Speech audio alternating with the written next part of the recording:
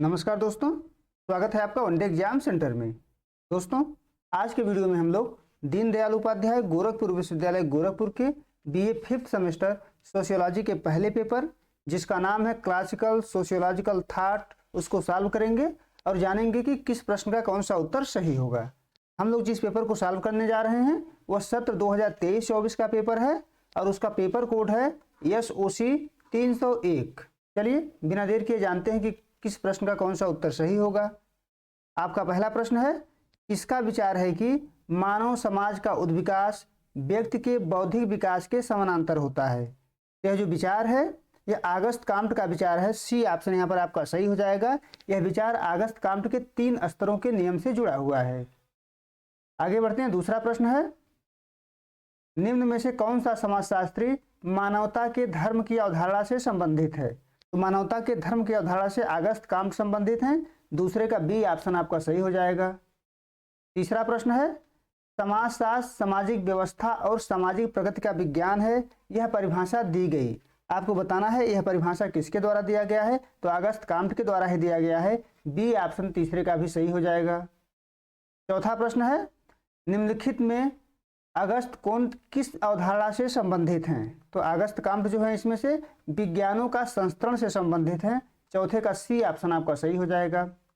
आगे बढ़ते हैं। पांचवा प्रश्न देखते हैं, 19वीं शताब्दी के यूरोप की प्रभावी बौद्धिक शक्तियों में कौन समाहित नहीं था। तो क्षेत्रवाद समाहित नहीं था।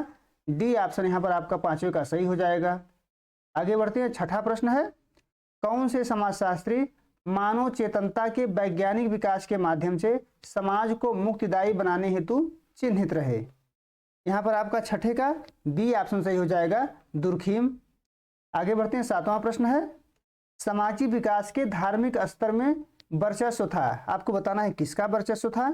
सी ऑप्शन सही हो जाएगा, चर्च के लोगों और कानूनवेत्ताओं का वर्चस्व था। सी ऑप्शन सातवें का सही हो जाएगा।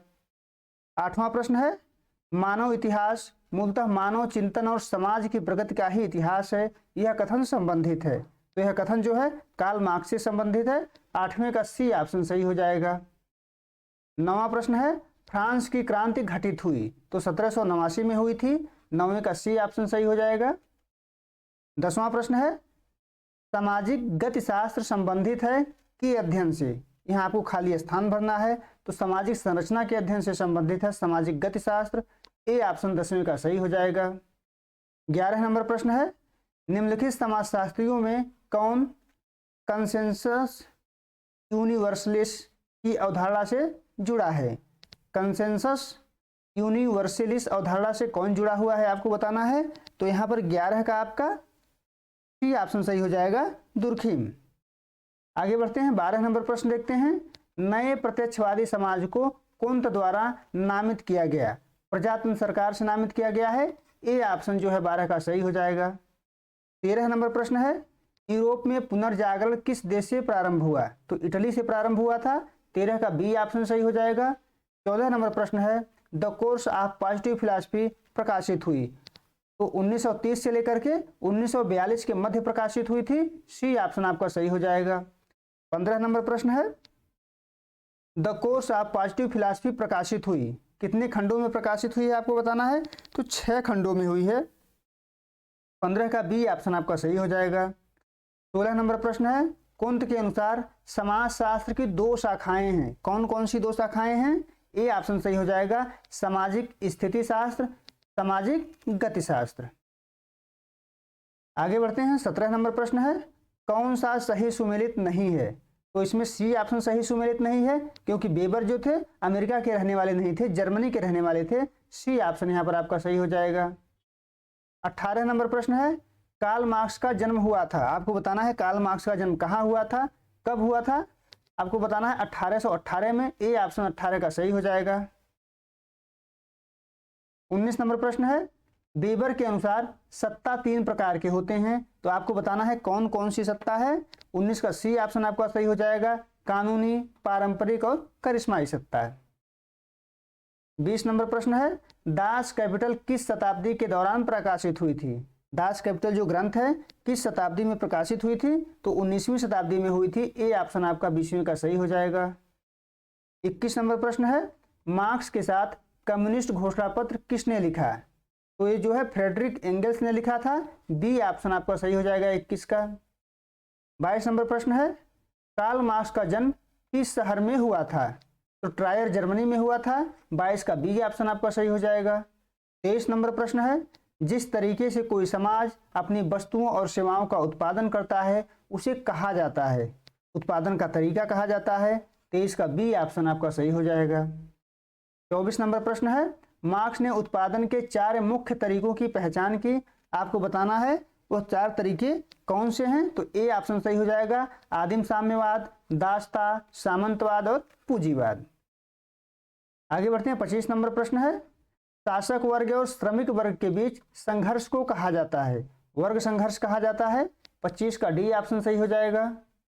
26 नंबर प्रश्न है, कार्ल मार्क्स द्वंद्वात्मक पद्धति से प्रेरित थे? तो हीगल के द्वंद्वात्मक पद्धति से प्रेरित थे। 26 का बी ऑप्शन आपका सही हो जाएगा। 27 नंबर प्रश्न है, निम्नलिखित में से कौन मैक्स वेबर का प्रसिद्ध कार्य माना जाता है? तो सी ऑप्शन सही हो जाएगा, Protestant ethic and spirit of capitalism weber का ग्रंथ है। सी ऑप्शन आपका सही हो जाएगा। 28 नंबर प्रश्न है, किसने कहा है कि समाज का इतिहास वर्ग संघर्ष का इतिहास है? कार्ल मार्क्स का कथन है। डी ऑप्शन आपका 28 का सही हो जाएगा। 29 नंबर प्रश्न है, अवधारणा सामान्यकृत अन्य किसके द्वारा प्रस्तुत की गई थी? तो जीएच मीड के द्वारा प्रस्तुत की गई थी। 29 का ए ऑप्शन आपका सही हो जाएगा। 30वां प्रश्न है, किसके लिए इतिहास अभिजात वर्ग का कब्रगाह है? इसके लिए इतिहास अभिजात वर्ग का कब्रगाह है। तो बी पैरेटो ने कहा है। सी ऑप्शन आपका 30वें का सही हो जाएगा। 31 नंबर प्रश्न है, माइंड सेल्फ एंड सोसाइटी पुस्तक किसने लिखी है? यहाँ भी सी ऑप्शन आपका सही हो जाएगा, हार्वर्ड मीड के द्वारा लिखा गया है। 31 का सी ऑप्शन सही हो जाएगा। 32 नंबर प्रश्न है, शास्त्रीय समाजशास्त्री के रूप में किसे नहीं जाना जाता? तो आर के मर्टन को नहीं जाना जाता है। 32 का ए ऑप्शन सही हो जाएगा।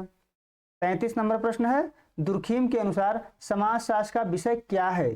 ए ऑप्शन सही हो जाएगा, सामाजिक तथ्य समाजशास्त्र का विषय है दुर्खीम के अनुसार। 34 नंबर प्रश्न है, समाज को हैव्स और हैव्स नॉट में किसने विभाजित किया? तो कार्ल मार्क्स ने विभाजित किया था। 34 का बी ऑप्शन आपका सही हो जाएगा। 35 नंबर प्रश्न देखते हैं, किस समाजशास्त्री ने समाजशास्त्र में वरस्टेहन शब्द का प्रयोग किया था? तो मैक्स वेबर ने किया था। ए ऑप्शन 35 का सही हो जाएगा। 36 नंबर प्रश्न है, आधुनिक औद्योगिक समाज ने किस व्यवस्था को प्रतिस्थापित किया? किस व्यवस्था को प्रतिस्थापित किया है आधुनिक औद्योगिक समाज ने? पूंजीवाद को प्रतिस्थापित किया है। बी ऑप्शन आपका 36 का सही हो जाएगा। 33 नंबर प्रश्न है, आधुनिक समाज में उत्पादन के साधनों का स्वामी कौन है? तो पूंजीपति वर्ग है। 37 का ए ऑप्शन सही हो जाएगा। 38 नंबर प्रश्न है, समाजशास्त्र सामाजिक क्रिया के अर्थ को समझने का विज्ञान है। यह वक्तव्य दिया गया मैक्स वेबर के द्वारा दिया गया है। 38 का ए ऑप्शन सही हो जाएगा। आगे बढ़ते हैं। 39 नंबर प्रश्न है, निम्नलिखित में से अर्थव्यवस्था और समाज पुस्तक के लेखक कौन हैं? मैक्स वेबर के द्वारा लिखा गया है। तो 39 का ए ऑप्शन आपका सही हो जाएगा। 40 नंबर प्रश्न है, किसने कहा मनुष्य एक सामाजिक प्राणी है? अरस्तू के द्वारा कहा गया है। तो 40 का भी ए ऑप्शन सही हो जाएगा। 41 नंबर प्रश्न है, दुर्खीम के अनुसार निम्नलिखित में से कौन सी सामाजिक तथ्य की विशेषताएं हैं? तो बाह्यता और बाध्यता दोनों है। सी ऑप्शन आपका 41 का सही हो जाएगा। 42 नंबर प्रश्न है, निम्नलिखित में से किसने the rules of sociological method पुस्तक लिखी है? दुर्खीम के द्वारा लिखा गया है। तो 42 का ए ऑप्शन आपका सही हो जाएगा। 43 नंबर प्रश्न है, निम्नलिखित में से किसने व्याधिकीय तथ्य की अवधारणा दी है? व्याधिकीय तथ्य की अवधारणा दुर्खीम के द्वारा दी गई है। 43 का सी ऑप्शन आपका सही हो जाएगा। 44 नंबर प्रश्न है, दमनकारी कानून निम्नलिखित में से किस प्रकार के समाज की एक विशेषता है? आदिम समाज की विशेषता है। सी ऑप्शन 44 का सही हो जाएगा। 45 नंबर प्रश्न है, निम्नलिखित में से किसने आत्महत्या के सामाजिक सिद्धांत का प्रतिपादन किया? दुर्खीम ने किया था। बी ऑप्शन 45 का सही हो जाएगा। 46 नंबर प्रश्न है, दुर्खीम के अनुसार आत्महत्या के कितने प्रकार हैं? तो 4 प्रकार हैं। 46 का डी ऑप्शन सही हो जाएगा। 43 नंबर प्रश्न है, निम्नलिखित में से कौन गणितीय समाजशास्त्र के जनक माने जाते हैं? तो गणितीय समाजशास्त्र के जनक कोलमैन को माना जाता है। इसमें ऑप्शन नहीं दिया गया है। अगर इसका उत्तर आपको स्पष्ट रूप से पता है तो कमेंट में जरूर बताइएगा। हम इसको छोड़ करके आगे बढ़ रहे हैं। आगे बढ़ते हैं। 48 नंबर प्रश्न है, जब साधन और साध्य के बीच कोई तर्कसंगत एवं उचित संबंध न हो तो इसे कहा जाता है? अतार्किक क्रिया कहा जाता है। 48 का बी ऑप्शन आपका सही हो जाएगा। 49 नंबर प्रश्न है, निम्नलिखित में से किसने अवशेष की अवधारणा दी है? अवशेष की अवधारणा किसने दी है? पैरेटो के द्वारा दिया गया है। सी ऑप्शन आपका सही हो जाएगा। 50 नंबर प्रश्न है, भ्रांति तर्क की अवधारणा किनके द्वारा दी गई है? तो भ्रांति तर्क जो है इसकी अवधारणा पैरेटो के द्वारा दी गई है। 50 का ए ऑप्शन आपका सही हो जाएगा। उम्मीद है दोस्तों आपको ये वीडियो पसंद आया होगा। आप हमारे चैनल को सब्सक्राइब करिए, वीडियो को लाइक करिए, शेयर करिए। बहुत बहुत धन्यवाद।